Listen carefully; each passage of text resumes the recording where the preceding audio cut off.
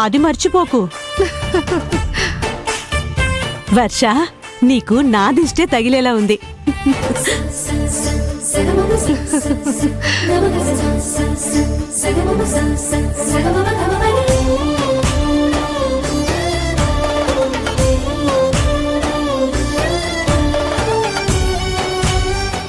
రాజు select చేశాడు కాబట్టి ఈ చీర కట్టుకున్నావని అర్థం అవుతోంది. ఇప్పుడు నీ భర్త విషయంలో నువ్వు ఖచ్చితంగా బయటపడతావు. అసలు మీ అందరికీ వర్ష కట్టుకున్న ఈ చీర ఎందుకు నచ్చిందో నాకైతే అర్థం కావట్లేదు గాని నాకైతే నచ్చలేదు. వర్షకి చీర నప్పలేదు. అదేంటి శారదా, తనకి ఈ చీర ఎంత బాగుంటే అలా అంటావేంటి? ఏం బావుందమ్మా, ఇంత పెద్ద జమీన్కి వారసురాలు ఇలాంటి చీర పెళ్లి కట్టుకుంటుందా?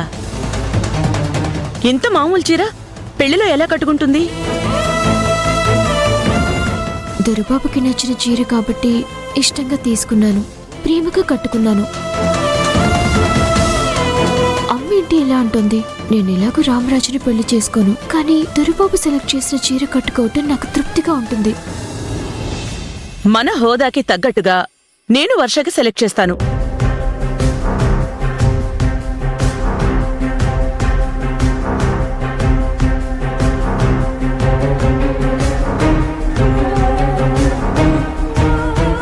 ఈ చీర తనకి చాలా బాగుంటుంది.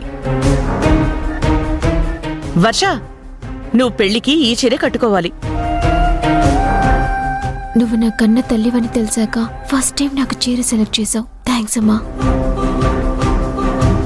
లేదు పెద్దమ్మా, నాకు ఈ చీర నచ్చింది, ఇదే కట్టుకుంటాను.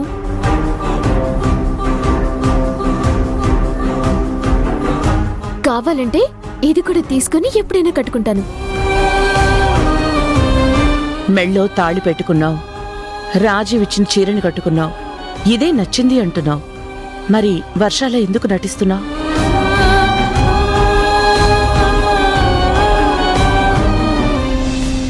రామరాజు, నీ కాబోయే భార్యకి ఈ చీర బాగుంటుందా?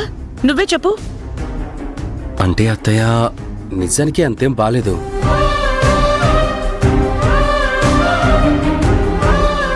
ఇప్పుడే కదరా ఈ చీరలో నువ్వు చాలా బాగున్నావు వర్ష అని పొగిడావు, మళ్ళీ ఇదేంటి? అప్పుడు అలా అనిపించింది. ఇప్పుడు పెద్దత్తయ్య సెలెక్ట్ చేసిన చీర చూస్తుంటే దానికంటే బాగుందనిపిస్తుందమ్మా. చూసావా వర్ష, నిన్ను కట్టుకోబోయేవాడికి కూడా నువ్వు కట్టుకున్న చీర అంతగా నచ్చలేదు. నేను సెలెక్ట్ చేసిన చీరే నచ్చింది. నువ్వు ఇదే కట్టుకో. అది కాదు పెద్దమ్మా, తను వర్ష అని ప్రూఫ్తో సహా నిరూపించింది. మళ్ళీ ఎందుకు ఇలా చేస్తుంది? నా జ్యోతి కాబట్టే నేనిచ్చిన చీర కట్టుకోవాలని ఆశపడుతుంది. వర్ష అయితే అత్తయ్య చీరిచ్చిన వెంటనే తీసుకునే తప్ప కన్విన్స్ చేయడానికి ట్రై చేసేది కాదు. వాగ్దేవి, నీ కూతురి పెళ్లికి నిన్న చీరలు సెలెక్ట్ చేయమని చెప్పావు కదా. నాకు మాత్రం ఈ చీరే నచ్చింది. అంతేకాదు వర్షకు కూడా ఇదే బాగుంటుంది. నువ్వేమంటావు? సరే అక్క, నువ్వంటే కాదంటానా? నువ్వేదంటే అదే. ఇదిగో, మీ అమ్మ చెప్పింది విన్నావుగా. పెళ్లి రోజు నువ్విదే చీర కట్టుకుంటున్నావు. వర్ష, కావాలంటే రాజీవ్ సెలెక్ట్ చేసిన చీర కూడా నచ్చితే అది కూడా ఉంచుకో. వర్ష, మీ పెద్దమ్మ అంతగా చెప్తుంది కదా, ఒకసారి చూడు, బాగుంటుందేమో. సారీ జ్యోతి, నువ్వు నా కూతురు అని తెలుసుకోవడానికి నీ మనసుని కాస్త బాధ పెట్టాల్సొచ్చింది. ఏమనుకోకు.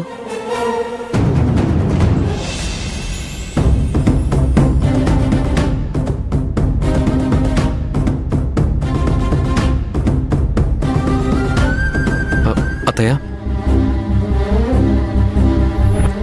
ఏంటి రాజీవ్?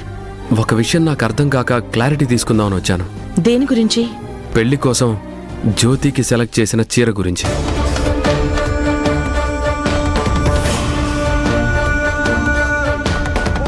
జ్యోతికి నేను సెలెక్ట్ చేసిన చీరను నువ్వు వద్దన్నావు. నువ్వు సెలెక్ట్ చేసిన చీరనే తీసుకోవాలని పట్టుపట్టావు. నువ్వు ఇదంతా కావాలనే చేసినట్టు నాకు అనిపిస్తుంది అత్తయ్య. అందుకు ఏదైనా రీజన్ ఉందా? సరే, నేనొకటి అడుగుతాను చెప్పు.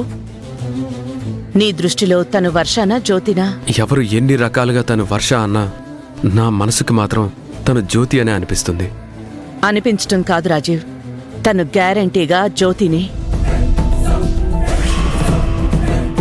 అంత కాన్ఫిడెంట్గా చెప్తున్నావేంటి అత్తయ్య? తను జ్యోతి అని నాకు ఆధారం దొరికే కాబట్టి నమ్మకంగా చెప్తున్నాను. ఆధారం దొరికిందా? నిజంగానా అత్తయ్య? ఏం ఆధారం దొరికింది? తను జ్యోతి అయితే బాగుండా అన్న ఆశ, ఆనందం నీ కళ్ళల్లో కనిపిస్తున్నాయి రాజీవ్. సరే అత్తయ్య, ఏం ఆధారం దొరికిందో ముందు అది చెప్పండి ప్లీజ్. ఒక్క నిమిషం రాజీవ్.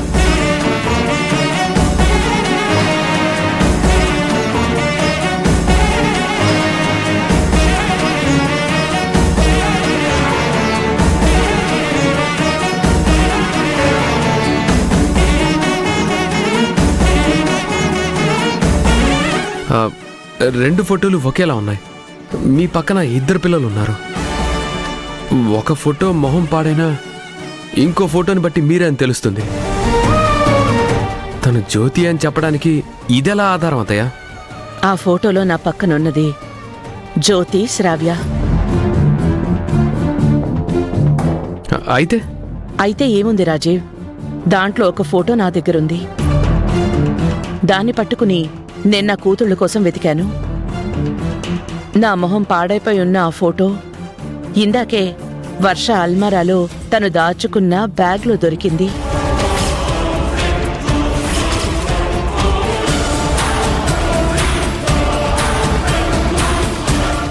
సో తను మీ కూతురు జ్యోతి అన్నట్టే కదా అత్తయ్య? అవును.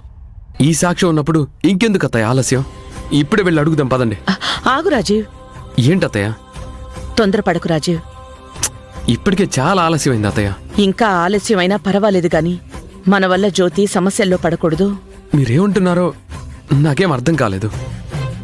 తను జ్యోతి అని బయట పెట్టడానికి నువ్వు గట్టిగానే ప్రయత్నం చేస్తున్నావు కదా? చాలా గట్టిగా రకరకాల ప్రయత్నాలు చేశాను అత్తయ్య. ఒక్కసారి కూడా తన జ్యోతి అన్న అనుమానం రానివ్వలేదు. వర్షలాగే ప్రవర్తించింది. తనకి నువ్వంటే అంత ప్రేమన్న జ్యోతి నువ్వు బాధపడుతున్నా కూడా నేను జ్యోతినే దొరబాబు అని ఇప్పటికీ చెప్పలేదు అంటే అందుకు ఏదో బలమైన కారణం ఉండే ఉంటుంది. ఒత్తిడి చేసి మనం తనతో నిజం చెప్పించలేం. తనకి తానుగా చెప్పాలి అనుకుంటే ఎప్పుడో చెప్పేది. జ్యోతి నీ దగ్గర నా దగ్గర ఏ మాట దాచదు. మనమిద్దరం తప్ప తనకి ఎవరూ లేరు కూడా. మనకే చెప్పలేదు అంటే ఏదో పెద్ద సమస్య వచ్చుంటుంది. కనీసం 20 ఏళ్ల తర్వాత